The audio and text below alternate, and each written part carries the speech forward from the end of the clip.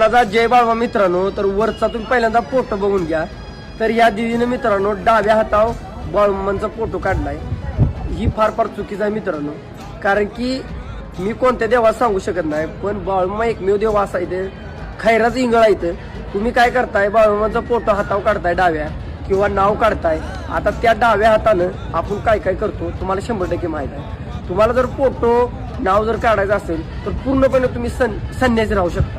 आता कसं आहे मित्रांनो, मी सुद्धा बाळूमांचा फोटो काढण्यासाठी शॉपमध्ये गेलो होतो, पण कित्येक वेळा माझ्या मनात असं विचार आले, मी सुद्धा त्या दुकानातनं माघारी आलो. कारण की आपल्याला तसलं मित्रांनो पटत नाही. तुम्हाला जर काय असलं पटत असलं तर तुम्ही ती विषय सोडून द्या ना. व्हिडिओ आवडला तर शेअर करा. कसं असतंय मित्रांनो, तुम्ही जर फोटो काढला त्या हाताने आपण काय काय करतोय, कारण की ही अजिबात योग्य नाही.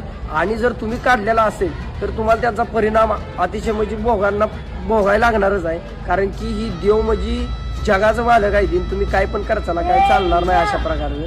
आणि मित्रांनो माझ्या सुद्धा एका मित्रानं बाळूमाचा फेस हातावर काढलेला आहे.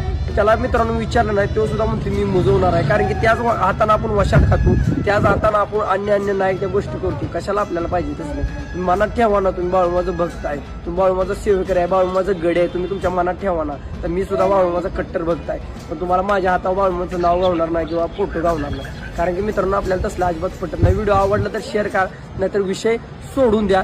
पण अजिबात बाळूमाचा फेस किंवा बाळूमाचं नाव तुम्ही तुमच्या हातावर किंवा अन्य देवताचं सुद्धा तुम्ही काढू नये. कोण छाताडावर काढते बाळूमाचा फोटो, कोण हातावर काढते, पण कशाला पाहिजे. तुम्ही कट्टर सेवेकरी आहे ना, तर तुम्ही बाळूमाची सेवा करा, बाळूमाची मेढी सेवा करा. आयुष्यात तुम्हाला कधीच नाही पण मानाचा जय बाळू.